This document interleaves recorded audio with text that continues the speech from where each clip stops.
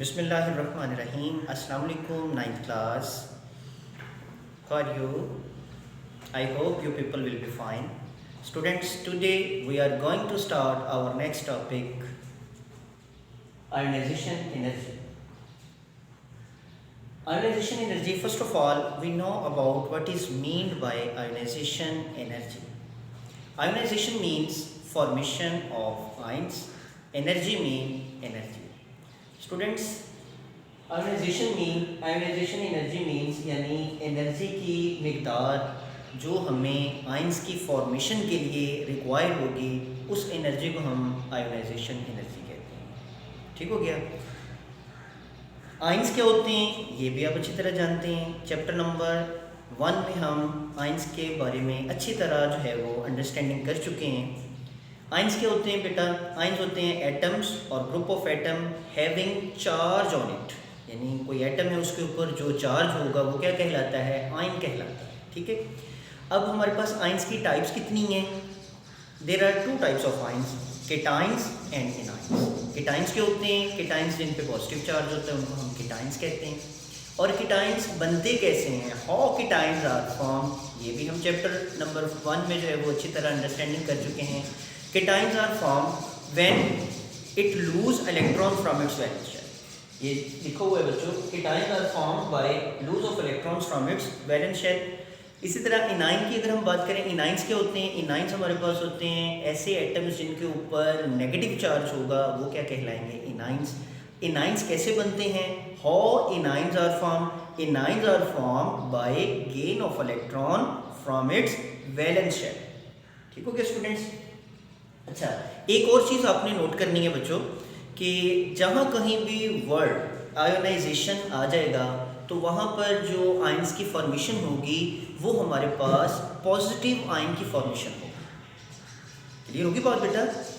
जहाँ कहीं भी वर्ड आयोनाइजेशन आ जाएगा वहाँ पर जो हमारे पास आयंस चार्जेस की जो फॉर्मेशन होगी वो हमारे पास, यानी आयंस की जो फॉर्मेशन होगी वो हमारे पास कौन से आयंस की फॉर्मेशन होगी? पॉजिटिव आयंस की फॉर्मेशन होगी। ठीक हो गया। अब यहाँ हम देख लेते हैं, हमारे पास है एक एटम है सोडियम। सोडियम हमारे पास, इसका एटॉमिक नंबर 11 है। ये इसका न्यूक्लियस है। इसके पहले शेल में 2 इलेक्ट्रॉन हैं, दूसरे शेल में 8 इलेक्ट्रॉन हैं और एम शेल में 1 इलेक्ट्रॉन है। ठीक है। अब इस सोडियम एटम के वैलेंस शेल से इलेक्ट्रॉन को रिमूव करने के लिए हमें इससे एनर्जी प्रोवाइड करनी पड़ेगी, सप्लाई करनी पड़ेगी। ठीक है। अच्छा, अब बच्चों जो एनर्जी है, एनर्जी हमारे पास in the form of heat हो सकती है, in the form of light हो सकती है, in the form of electricity हो सकती है। ठीक है ना। आप जानते हैं ना कि एनर्जी हैज सेवरल टाइप्स। ठीक हो गया। तो किसी भी टाइप ऑफ एनर्जी इलेक्ट्रिसिटी की सूरत में, इसके अलावा लाइट की सूरत में जो है वो हम इसको प्रोवाइड करेंगे तो इस तरह हमारे पास ये इलेक्ट्रॉन जो होगा वो रिमूव हो जाएगा। अब जब हम इसको एनर्जी प्रोवाइड करेंगे स्टूडेंट्स, तो यहाँ से ये इलेक्ट्रॉन जो होगा वो क्या हो जाएगा? रिमूव हो जाएगा। अब एनर्जी जो होगी वो हम कैलकुलेट करेंगे। ये हमारे पास इक्वेशन लिखी हुई है बच्चों, ये देखें, ये सोडियम है। जब सोडियम ने अपने वैलेंस शेल से इलेक्ट्रॉन को रिमूव किया, लूज किया, तो इस पर कौन सा चार्ज आ गया? पॉजिटिव चार्ज आ गया, यानी सोडियम आयन बन गया। तो इस तरह हमारे पास जो है वो आयोनाइजेशन वाला वही कॉन्सेप्ट के जहाँ कहीं भी आयंस की फॉर्मेशन होगी वो कौन से आयंस होंगे? पॉजिटिव आयंस होंगे। तो इस तरह ये देखिए हमारे पास सोडियम आयन बन गया, पॉजिटिव आयन बन गया। ठीक हो गया। और ये इलेक्ट्रॉन रिमूव हो गया। अब सोडियम के वैलेंस शेल से हमें रिमूव करने के लिए, इलेक्ट्रॉन को रिमूव करने के लिए कितनी एनर्जी हमें यूटिलाइज करनी पड़ी? 496 किलो जूल पर मोल।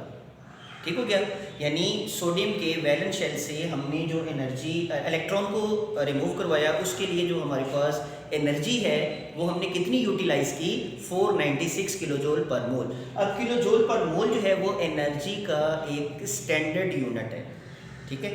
बिल्कुल इसी तरह एक स्टैंडर्ड यूनिट है जिस तरह हम रोज़मर्रा की ज़िंदगी में चीज़ों की परचेजिंग के लिए जो है वो यूनिट यूज़ करते हैं केजी, वैसी ये स्टैंडर्ड यूनिट है। जैसे हम बाज़ार में जाते हैं, करियाना वाली शॉप पे जाके हम कहते हैं जी कि हमें 2 kg जो है वो चीनी दे दें, 5 kg जो है वो हमें चावल दे दें। तो चीज़ों की परचेजिंग के लिए जिस तरह हमारे पास स्टैंडर्ड यूनिट केजी है, इसी तरह एनर्जी की कैलकुलेशन के लिए हमारे पास स्टैंडर्ड यूनिट जो है वो किलो जूल पर मोल है। बात समझ आ गई है? यहाँ तक क्लियर हो गया। अब हम आते हैं इसका पीरियोडिक ट्रेंड को देखते हैं। पीरियोडिक ट्रेंड में हम देखेंगे कि आयनाइजेशन एनर्जी का जो है वो बिहेवियर पीरियड में क्या है, ग्रुप में क्या है। अगर हम बच्चों पीरियड की बात करें तो पीरियड में आयनाइजेशन एनर्जी जो होती है वो इंक्रीज होती है। Ionization energy increases in period. Period में आयोनाइजेशन एनर्जी होती है वो इंक्रीज होती है। अब हमने देखना है कि आयोनाइजेशन एनर्जी जो है वो पीरियड्स में क्यों इंक्रीज होती है। अब इसकी रीज़न है बच्चों, ये हम एग्जांपल देख लेते हैं। ये सेकंड पीरियड के एलिमेंट्स हैं हमारे पास, लिथियम है, बेरिलियम है और सो ऑन नियॉन, ठीक है। अब हमें पता है कि ये सेकंड पीरियड के एलिमेंट्स हैं। ये हमारे पास लिथियम है, ये लिथियम का न्यूक्लियस है, इसके जो है वो के शेल में 2 इलेक्ट्रॉन यानी दूसरे शेल यानी एल शेल में हमारे पास 1 इलेक्ट्रॉन आ जाएगा। हम देखते हैं कि पीरियड्स में एलिमेंट्स का एटॉमिक नंबर जो होता है वो रेगुलरली इंक्रीज होता है, ठीक है। रेगुलरली इंक्रीज होता है, number of atomic number increase हो रहे हैं, it means number of protons increase हो रहे हैं। नंबर ऑफ प्रोटॉन्स इंक्रीज हो रहे हैं, इट मींस के नंबर ऑफ इलेक्ट्रॉन्स भी इंक्रीज हो रहे हैं, ठीक है। जितने भी किसी एलिमेंट का एटॉमिक नंबर होता है यानी नंबर ऑफ प्रोटॉन्स होते हैं उतने ही इलेक्ट्रॉन्स होते हैं। अब यहाँ पर जो है वो इसके सेकंड शेल में 1 इलेक्ट्रॉन है, तो जो हमारे पास प्रोटॉन हैं ये कितने हैं हमारे पास, यहाँ भी 3 हैं, और इलेक्ट्रॉन्स जो हैं वो न्यूट्रॉन्स जो है वो यहाँ होते हैं, और इलेक्ट्रॉन जो है वो न्यूक्लियस के अराउंड जो होते हैं शेल्स उनमें फिक्स्ड एनर्जी के साथ रेवोल्यूशन कर रहे होते हैं।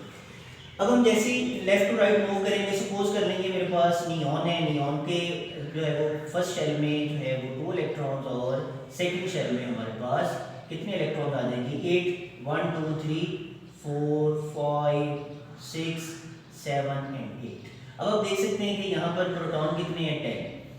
न्यूक्लियस में प्रोटॉन 10 है, शेल में इलेक्ट्रॉन्स भी कितने हैं, 8 हैं। इसी तरह ये न्यूक्लियस के करीब वाला शेल है, इसमें हमारे पास इलेक्ट्रॉन्स जो हैं वो न्यूक्लियस के ज़्यादा करीब हैं, तो इनके दरमियान फोर्स ऑफ अट्रैक्शन ज़्यादा है। यानी इलेक्ट्रॉन्स के बढ़ने से, एटॉमिक नंबर के बढ़ने से जो है वो नंबर ऑफ प्रोटॉन्स और इलेक्ट्रॉन्स बढ़ने, इस तरह इलेक्ट्रॉन्स के बढ़ने से जो है वो इलेक्ट्रॉनिक्स वैलेंस शेल में इलेक्ट्रॉनिक क्लाउड्स जो होता है वो इंक्रीज़ हो जाता है, जिसकी वजह से न्यूक्लियस और वैलेंस शेल में मौजूद जो इलेक्ट्रॉन्स होते हैं उनके दरमियान फोर्स ऑफ अट्रैक्शन जो होती है वो स्ट्रॉन्ग हो जाती है।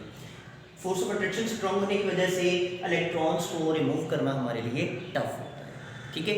इसी तरह अगर हम ग्रुप की बात करते हैं तो आयोनाइजेशन एनर्जी जो होती है वो ग्रुप में डिक्रीज होती है। डिक्रीज क्यों होती है ये भी हम देख लेते हैं, यानी ionization energy decreases in group क्यों होती है ये देख लेते हैं। बच्चों ये देखेंगे हमारे पास ग्रुप फर्स्ट के एलिमेंट्स जो हैं वो हमारे पास क्या हैं,